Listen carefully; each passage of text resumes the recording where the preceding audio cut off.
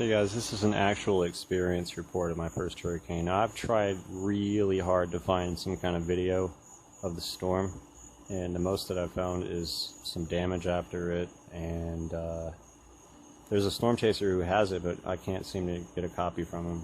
I told him I'd pay, but anyway. So, it was August the 3rd. I used to remember it as August the 4th, that's what I always thought it was, but the officials say it was August 3rd, but I stayed up all night tracking this thing with my NOAA weather radio.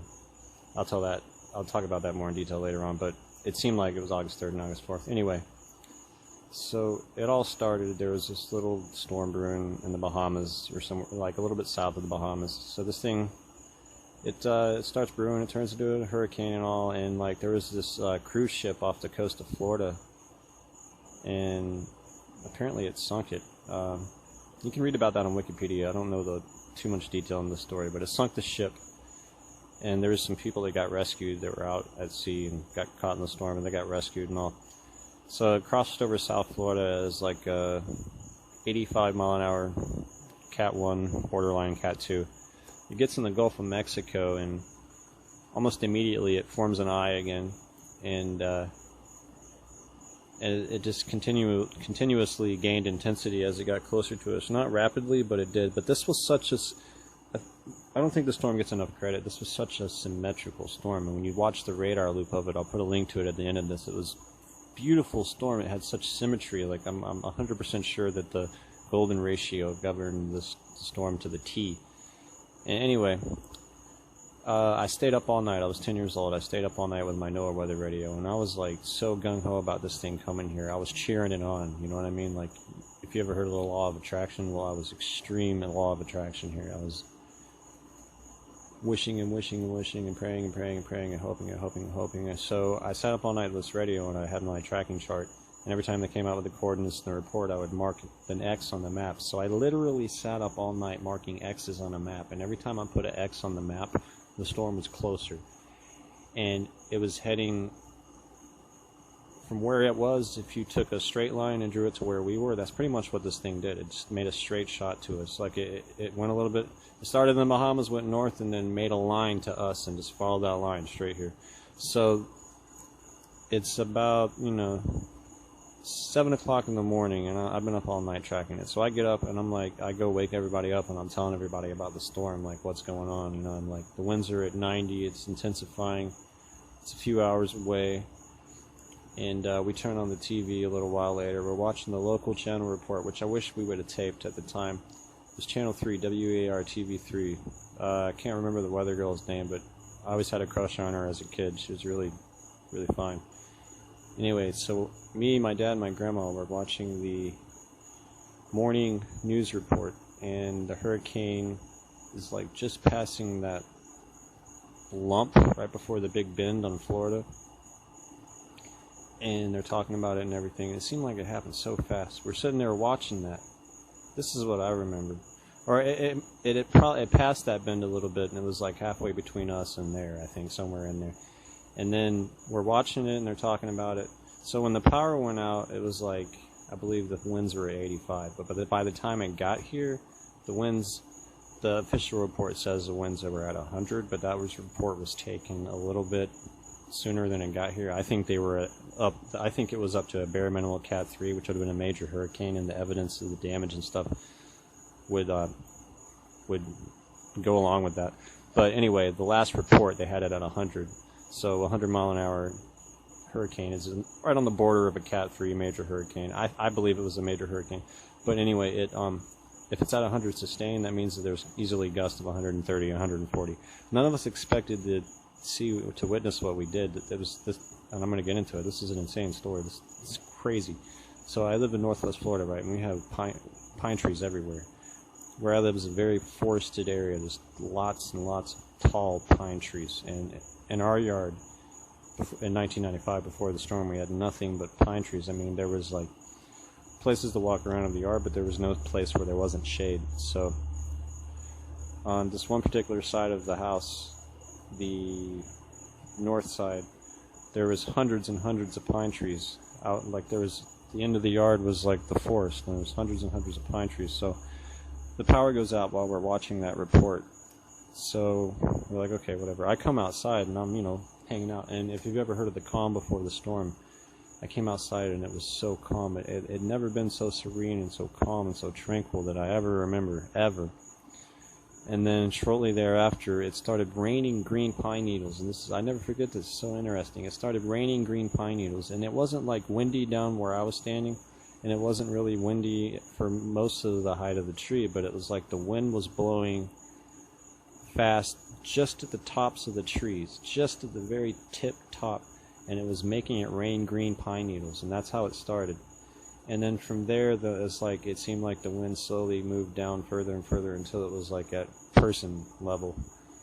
And then the best way I can describe it is this thing just gradually the winds and the storm and everything, it's like somebody slowly turned the volume up until it got all the way up. And so it just progressively got more intense. And I don't know exactly how long it lasted, but you know how they say, like, when certain things, certain situations, time seems like it slows down or something. Well, this felt like it lasted hours. I don't know how long it really lasted, but it felt like it went on for hours.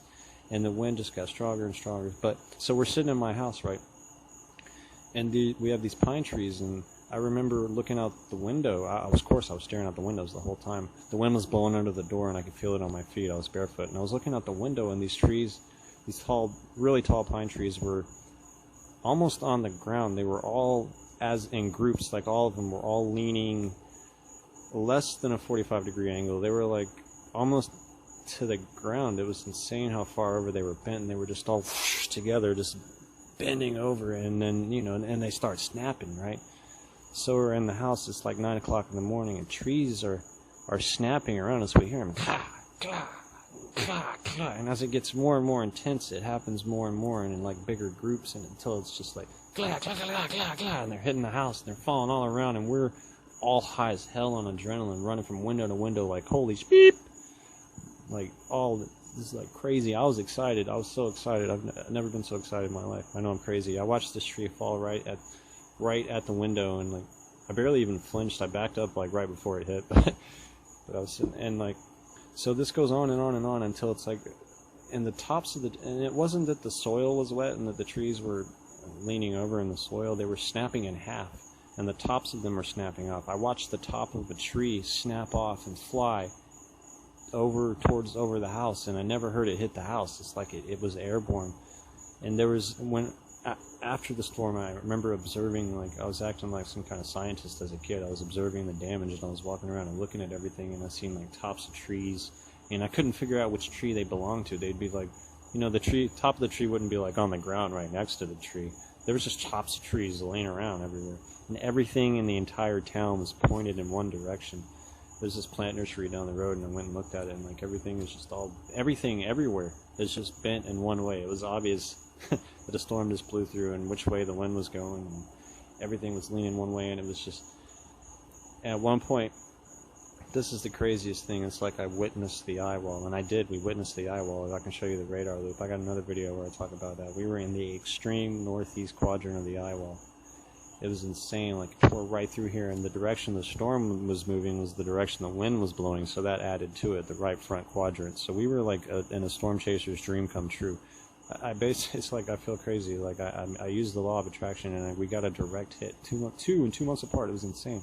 Anyway, so at one point I'm witnessing the eye wall, and I firmly believe that I have this piece of this memory, this particular segment of it is so clear in my memory, and it was like, I later realized that was the eye wall, that was when we were actually in the eye wall, and what happened was, the wind, I could see the suction upwards, you know what I mean, like I witnessed a shift in the direction of the wind. Instead of moving more just in a direction along the ground, I saw the trees stretch upwards, not straight up, but kind of upwards and at an angle, like a 45-degree angle. They were being sucked upwards at a 45-degree angle. Everything just shifted, and everything was just being sucked up in this direction, this angle, being sucked upwards, like it was like spiraling upwards, like they say.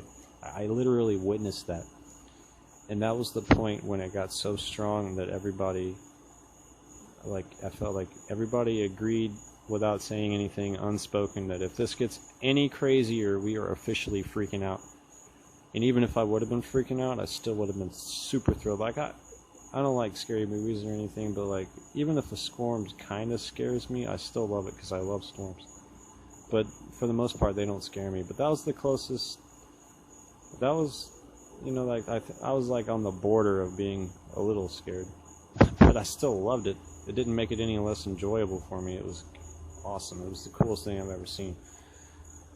I know that might sound crazy to some people, but anyway, after the storm, we had so many trees that our entire property was just buried with trees. It looked like somebody, like a giant, took a cup full of toothpicks and just poured them on the yard, on the property.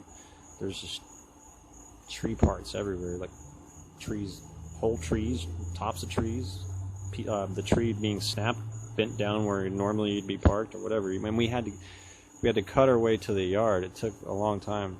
Like, soon from the bottom of the steps, tree, and then tree everywhere all the way to the road from there, and then the entire street was covered with trees. There was just trees snapped everywhere because this is a forested area. There's trees everywhere, pine trees everywhere. So there was just thousands and thousands and thousands of tree tops and trees and just and somewhat extensive damage. I'd say Category 3 damage to houses, bare minimal Category 3 damage to houses. Like, you know, like some roofing stuff, maybe some windows blown up. You know, not like any roofs blown off or anything like that, but mobile homes were probably messed up pretty bad. It was like right on the threshold of being, if it would have got any stronger, it would have been, I guess they had the category somewhat right on that one. If it, you know, if it had just gone up just a little bit more, it would have been like, you know, some serious, and I'm not trying to make it downplayed or anything. I still think, I never try to downplay a storm. That was the craziest thing I've ever seen. I'm just saying, like, if it got it would have been even crazier, obviously. But this was just like right on the border of major, so I think they got that right. It gets any crazier than that, man. But at the same time, when we were through Opal, and Opal was a lot more powerful, supposedly. Well, the experience of it was a little bit more powerful, and that's basically how it goes. It was, if you look at the stats, when it came here, it was a little bit more powerful. So what that means is that Erin was just a little less. It was like they were about the same, except Erin was just a little less. And Erin didn't quite, you know, it never got to be as massive and crazy. Like, it was nothing like Opal, but in terms of wind, it almost compared. That's the best way I can describe it. Like, it didn't have all the other qualities and stuff that Opal had, and all that record-breaking crazy, all that, not, you know, like the lightning and all that. But it was a very symmetrical storm. It was a wind storm. It was a compact storm, and it was like right at the border of major hurricane force winds. The first one that I ever experienced. So I was basically in Cat 3, Cat 4 gust in my first hurricane in the Iowa. Because if you think of the hurricane as it had 100 mile an hour wind sustain or 110, well, you could think of it that way, but you have to remember that it has higher gusts. So if it's at 100, that's 130, 140 mile an hour gusts. And if it's at 110, that's 140 and 150 mile an hour gusts. And that's Hurricane Andrew's strength. That's like almost Cat 5. So this hurricane was incredibly powerful. It was like the biggest display of power I've ever seen from nature.